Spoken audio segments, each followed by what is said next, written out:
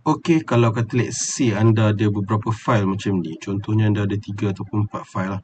So 3 dan 4 file ni dia adalah file yang mana dia tahun yang berbeza, payroll monthly Malaysia untuk 2023, 2024 dan juga 2025. Jadi anda dah ada semua detail ni dan dekat dalam dia adalah semua maklumat. Dan every year detail dia adalah semua maklumat yang sama je untuk apa? Untuk dia punya header. Dalam tak apa, walaupun tak sama.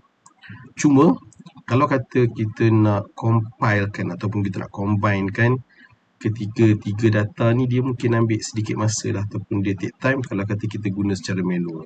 Tetapi kita boleh gunakan Power Query untuk kita combine ketiga-tiga data ni lah. So kita buka kita punya Excel.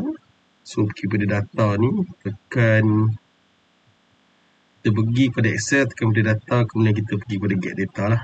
Get data kita ambil ni daripada folder.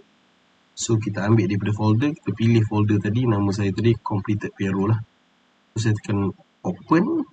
So dia akan keluar beginilah. So bila dia keluar begini, saya tekan dekat sini transform data dulu. Saya tekan transform data. So dia akan keluar begini. So saya klik saja di sini combine file. Saya klik saja combine file, dia akan combinekan file saya lah. Alright, okay. So file yang kita nak combinekan, kita nampak dekat sini fact payroll. So saya ambil saja fact payroll di sini. Fact payroll di sini. Kemudian saya tekan OK di bawah.